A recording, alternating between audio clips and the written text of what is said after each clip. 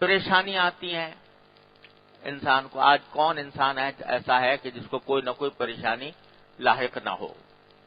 ہر طرح کے افکار میں کوئی کسی فکر میں مبتلا ہے، کوئی کسی فکر میں مبتلا. اب ایک تو شکل یہ ہے کہ آدمی اس فکر کو لے کے بیٹھ جائے اور اپنے آپ کو ہاتھ پر ہاتھ رکھ کر بے عمل بنا لے. اس سے کچھ فائدہ نہ دنیا کا نہ آخرت کا. لیکن دوسری شکل یہ ہے کہ اس پریشانی کو اپنے اللہ تعالیٰ کی بارگاہ میں پیش کرتا رہے. یا اللہ یہ پریشانی ہے، اپنے فضل و کرم سے دور فرما دے. یا اللہ یہ تکلیف ہے، اس کو اپنے فضل و کرم سے دور فرما دے. اور اس پریشانی کو دور کرنے کے لیے جو ظاہری اسباب ہیں وہ اختیار کرے، تو اختیار کرتے وقت بھی نگاہ اللہ تعالیٰ کی طرف ہوگی. یا اللہ یہ سبب تو اختیار کر رہا ہوں، مگر اصل میں اس کو کامیابی تک پہنچانے والے آپ ہیں. آپ اپنے فضل و کرم سے. بے روزگار آدمی ہے، روزگار تلاش کر رہا ہے، تو ایک تو یہ نیت رکھے کہ میں اس غرض سے تلاش کر رہا ہوں کہ نبی کریم سرور دو عالم صلی اللہ علیہ وسلم نے اس کو فریضہ قرار دیا اور حلال کی طلب کو فریضہ قرار دیا. اور دوسرے جو کوشش کر رہا ہوں، اے اللہ اس کوشش میں تاثیر پیدا کرنا وہ صرف آپ کا کام ہے، اپنے فضل و کرم سے وہ تاثیر پیدا فرما دیجیے. اگر ویسے ہی غم میں بیٹھا رہا، حسرت میں بیٹھا رہا، تو نہ دنیا ملے گی نہ دین ملے گا. لیکن یہ کام کرے گا تو انشاءاللہ کامیابی بھی ہوگی. کبھی نہ کبھی اس کوشش میں اللہ تعالیٰ تاثیر ڈالیں گے، اور ساتھ ہی اس کے اوپر ذکر کا ثواب ملے گا انشاءاللہ تعالی کہ اللہ تعالیٰ کو اس نے یاد کیا اور اپنی تدبیر پر بھروسہ کرنے کے بجائے اللہ جل جلالہ کی کہ تاثیر کے اوپر بھروسہ کیا کہ وہ تاثیر پیدا کرنے والے. بیماری آ گئی تو بیماری جو ہے یہ بھی اللہ تعالیٰ کی مشیت سے ہے، بے شک علاج کرے، لیکن ساتھ ہی اللہ تبارک و تعالیٰ کی بارگاہ کی طرف متوجہ ہو کہ اللہ یہ دعا تو کر رہا ہوں، لیکن اس میں تاثیر پیدا کرنا وہ آپ کا کام ہے. اپنے فضل و کرم سے، اپنے رحمت سے وہ تاثیر پیدا فرما دی. غرض جو پریشانی بھی لاحق ہو، جو فکر بھی لاحق ہو، اس کو غفلت کا ذریعہ بنانے کے بجائے اس کو اللہ تبارک و تعالیٰ کی یاد کا ذریعہ بنا دیا.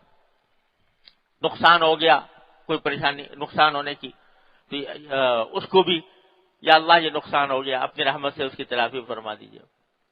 بہادر شاہ ظفر مرحوم نے کہا کہ یہ کہاں کا فسان ہے سود و زیاں، جو گیا سو گیا، جو ملا سو ملا.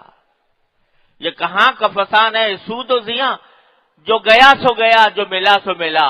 کہو دل سے کہ فرصت عمر ہے کم، جو دلا تو خدا ہی کی یاد دلا. عمر کی فرصت کم ہے، ارے کیا آ گیا کیا چلا گیا، دنیا تو اسی کا نام ہے. کبھی کوئی چیز کبھی آ جاتا ہے، کبھی چلا جاتا ہے.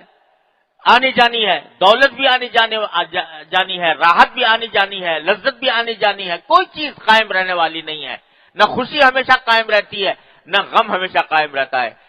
یہ سب آنی جانی چیزیں ہیں. تو کہو دل سے کہ فرصت عمر ہے کم، جو دلا تو خدا ہی کی یاد دلا. اب زندگی گزر رہی ہے تو اس کو اپنے اللہ تبارک و تعالیٰ کی یاد میں صرف کر لو.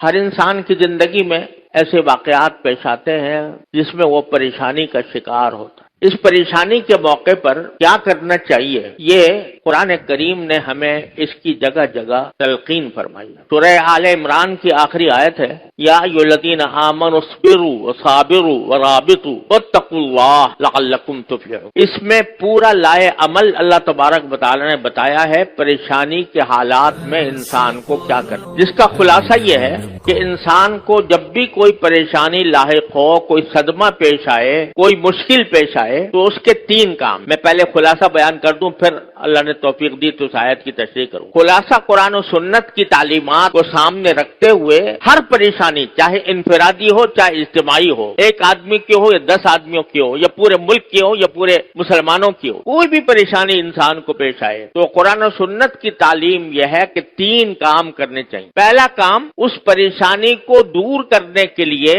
جو کچھ اپنے بس میں ہے وہ کوشش کرے، صرف دعا پر اکتفا نہ کرے بلکہ کوشش کرے، یعنی اپنی عملی کوشش کرے، جتنی انسان کے بس میں ہے وہ کوشش، اس کوشش میں کمی نہ کرے۔ مثلا ایک شخص بے روزگار ہے، پریشان ہے، تو اس کا پہلا کام یہ ہے کہ وہ اپنی کوشش کرے روزگار تلاش کرنے کی۔ صرف اگر دعا ہی کرتا رہے کہ یا اللہ مجھے روزگار دے دے، اور گھر میں بیٹھا ہے اور مصلی پہ بیٹھ کر دعا کرتا ہے اور کبھی کوشش نہیں کرتا کہ مجھے روزگار کہاں سے ملے گا، کوئی ملازمت، کوئی مزدوری، کوئی پیشہ اختیار کرنے کی فکر ہی نہیں ہے، گھر میں چارپائی توڑ رہا ہے اور کوئی حرکت نہیں کرتا، صرف دعا کرتا ہے کہ یا اللہ مجھے روزگار دے دے، تو یہ ایک مسلمان کا کام نہیں ہے۔ مسلمان کا کام یہ ہے کہ ہاتھ پیر ہلائے، اپنی سی کوشش کرے، روزگار کے جہاں مواقع ہیں وہاں جا کر روزگار تلاش کرے، کوئی ملازمت کر سکتا ہے اس کی درخواست دے، کوئی تھوڑے بہت پیسے ہیں اس کے ذریعے کچھ روزگار بنا سکتا ہے اس کی کوشش کرے، پھر اللہ سے دعا کرے۔ تو پہلا کام جو ہے وہ اپنی سی کوشش کر لینا، ہر کام میں، ہر معاملے میں۔ ایک شخص بیمار ہے، بیماری کے اندر پریشان ہے بیماری کی وجہ سے، تو اس کا کام یہ نہیں ہے کہ بس بیمار ہے تو بیمار پڑا رہے اور صرف دعا پر اتباع کرے، بلکہ سنت یہ ہے نبی کریم صلی اللہ علیہ وسلم کی کہ کسی علاج کی فکر کرے، اپنی سی کوشش جو بیماری کو دور کرنے کی ہو سکتی ہے وہ کرے اور پھر دعا کرے، اللہ تعالیٰ کی طرف رجوع کرے۔ بھروسہ اس کوشش پر نہیں، بھروسہ اللہ تعالیٰ کے قدرت پر، اس کی رحمت پر۔ اپنی کوشش اس لیے ہے کہ میرے اللہ نے مجھے حکم دیا ہے، میرے اللہ نے یہ کہا ہے کہ ہاتھ پاؤں باندھ کر نہ بیٹھو، کوئی کوشش کرو، کوئی قدم بڑھاؤ، اور اس قدم بڑھا کر پھر اللہ پر بھروسہ کرو، پھر اللہ سے دعا کرو۔ اجملوا فی الطلب وتوکلوا علیہ، اپنی سی جتنی کوشش تمہارے بس میں ہے وہ کر گزرو، اور اس کے بعد اللہ تبارک و تعالیٰ پر بھروسہ کرو، اس سے مانگو کہ یا اللہ میرے بس میں تو اتنا کام تھا کہ میں یہ ہاتھ پاؤں چلا لیتا، لیکن اس عمل کو مؤثر بنانا وہ آپ ہی کے قبضہ قدرت میں ہے، آپ کے سوا کوئی نہیں کر سکتا۔ اپنی سی کوشش، اللہ پر بھروسہ، اللہ تبارک و تعالیٰ سے دعا اور انابت، اس کی طرف رجوع، یا اللہ یہ کوشش کی ہے، اس کو کامیاب بنانا آپ کی قدرت میں ہے، اپنی رحمت سے اس کو کامیاب بنا دیں۔ اور تیسرا کام، یہ دو کام جب کر لیے، اپنی سی کوشش اور اللہ تعالیٰ سے دعا، اور دعا کے بعد پھر تیسرا کام ہے رضا بالقضاء، کہ اب میں نے اپنا کام کر لیا، اب اللہ تبارک و تعالیٰ ہی کے قبضے میں ہے، اسی کی قدرت میں ہے، اسی کی حکمت میں ہے کہ جو فیصلہ وہ کرنا چاہے گا کر لے گا، ہمیں اس پر کوئی اعتراض نہیں۔ اگر یہ تین کام انسان کر لے، ہر مصیبت کے موقع پر، ہر تکلیف کے موقع پر، ہر پریشانی کے موقع پر، تو کیا ہے کہ اس پریشانی کا سدباب ہو جائے گا۔ اپنی سی کوشش، اللہ تعالیٰ سے رجوع اور دعا بھی اہتمام کے ساتھ، اور پھر کہہ دے یا اللہ میرے بس میں اتنا ہی تھا، میں نے کر لیا، اب اس کو انجام تک پہنچانا وہ آپ کا کام ہے، آپ جو فیصلہ کریں گے اسی پر میں راضی ہوں۔ اگر میں بے روزگار ہوں اور روزگار کے لیے میں نے کہیں پر کوشش کی ہے، کوئی ملازمت کی درخواست دی ہے، ایک دو جگہ میں نے چلا پھرا ہوں، اور اس کے بعد اللہ تعالیٰ سے دعا کر لی کہ اللہ مجھے روزگار عطا فرما دیجئے، اب آدمی کو یہ مطمئن ہونا چاہیے کہ میں نے جو اپنے کرنے کا کام تھا وہ کر لیا، اب اللہ تعالیٰ جو فیصلہ کریں گے وہی بہتر ہوگا۔ روزگار مل جائے گا، اللہ کا شکر ہے، نہیں ملے گا، جب تک نہیں ملے گا صبر کروں گا، اللہ سے کوئی شکوہ نہیں کروں گا، اللہ سے کوئی شکایت نہیں کروں گا، گلہ نہیں کروں گا۔ تو یہ تین کام ہیں جو ہر پریشانی کے بعد، یا پھر اللہ تبارک و تعالی اس کو معذور قرار دیں گے۔ تو اس واسطے یہ سکھایا ہے سورہ فاتحہ میں کہ جہاں بھی تمہیں دشواری پیش آئے ہمیں پکارو۔ دیکھو حضرت یونس علیہ السلام کا واقعہ قرآن کریم میں ذکر کیا ہے کہ آپ ہر مسلمان کو تقریباً معلوم ہے کہ حضرت یونس علیہ السلام کو ایک آزمائش یہ پیش آئی تھی کہ ایک مچھلی نے ان کو نگل لیا تھا اور مچھلی کے پیٹ میں چلے گئے۔ مچھلی بڑی تھی، اس کے پیٹ میں وہ چلے گئے، سما گئے۔ اب اندازہ کیجئے کہ ایک انسان ہے، جیتا جاگتا انسان، مچھلی کے پیٹ میں چلا گیا، اور مچھلی کے پیٹ میں اور جو کچھ پریشانی ہو وہ تو ہوگی ہی، لیکن اندھیرا ماحول، تاریکی، گھٹا ٹوپ اندھیرا۔ تو قرآن کریم فرماتا ہے فنادا فی الظلمات، ان اندھیریوں میں گر کر حضرت یونس علیہ السلام نے ہمیں پکارا۔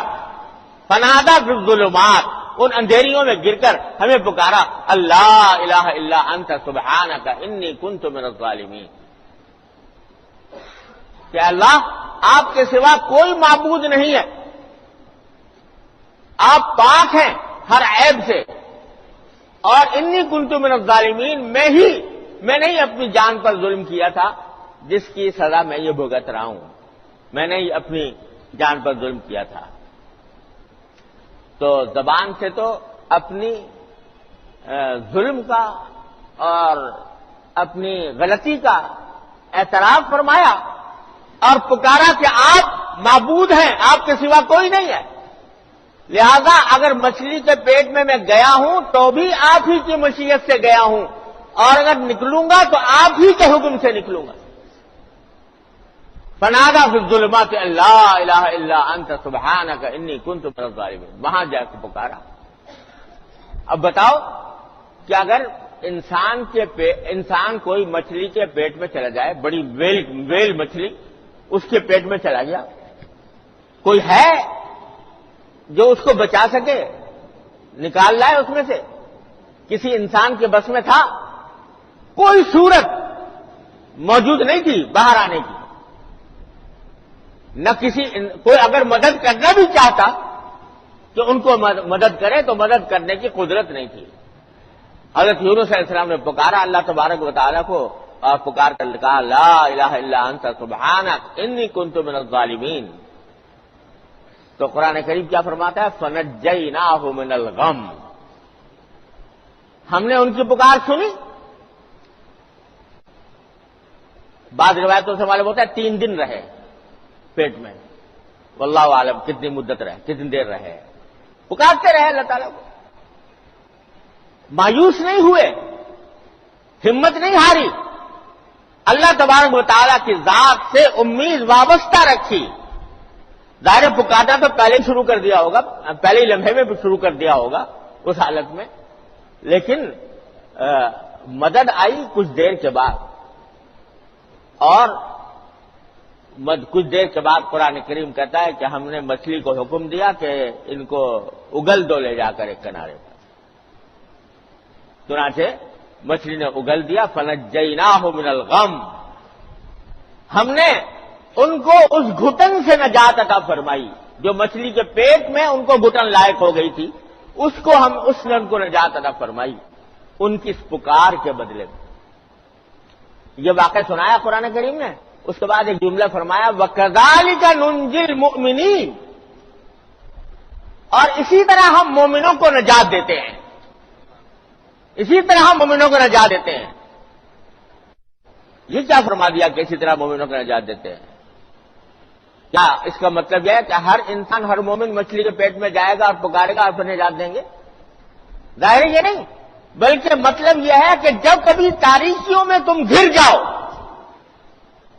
چاروں طرف سے اندھیرا تمہارے اوپر مسلط ہو جائے اور ہر طرف سے تمہیں مایوسی ہونے لگے، ہمیں پکارو اس وقت، تو ہم تمہیں نجات کا راستہ بتائیں گے، ہم تمہیں نجات کے راستے پر لے جائیں گے۔ کذالک ننجی المؤمنین۔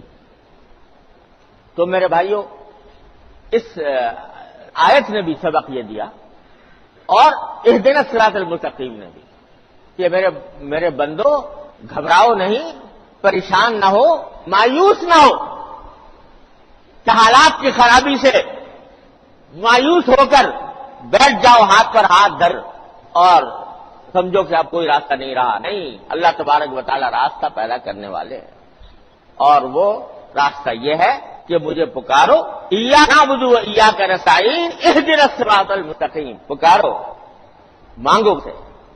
اس وجہ سے بزرگوں نے فرمایا ہے کہ آدمی کو چاہیے کہ ہر روز بلا ناغہ کوئی دن خالی نہ جائے، کہ وہ اللہ تبارک و تعالیٰ سے دعا مانگے کہ یا میں آپ کے دین پر چلنا چاہتا ہوں، میں صراط مستقیم پر چلنا چاہتا ہوں، لیکن رکاوٹیں ہیں، مشکلات ہیں، ماحول ہے، دوسری طرف مجھے لے جا رہا ہے، اے اللہ اپنے فضل و کرم سے، اپنی رحمت سے مجھے اس ماحول کی خرابی سے بچا لیجئے اور اپنے بتائے ہوئے طریقے کے مطابق عمل کرنے کی توفیق عطا فرمائیے، یہ مانگو۔ تو ایسا عمل ہے، ہمارے حضرت حکیم الامت مولانا اشرف علی صاحب تھانوی رحمۃ اللہ علیہ فرماتے ہیں کہ 40 دن کوئی آدمی عمل کے دیکھے اس پر، روز مانگے اللہ تعالیٰ، دل لگا کر مانگے، خوشو خضوع کے ساتھ مانگے، مانگنے کی طرح مانگے، تو فرماتے ہیں 40 دن عمل کر کے دیکھ لے تو 40 دن کے بعد انشاءاللہ اس کو دروازے کھلتے نظر آئیں گے۔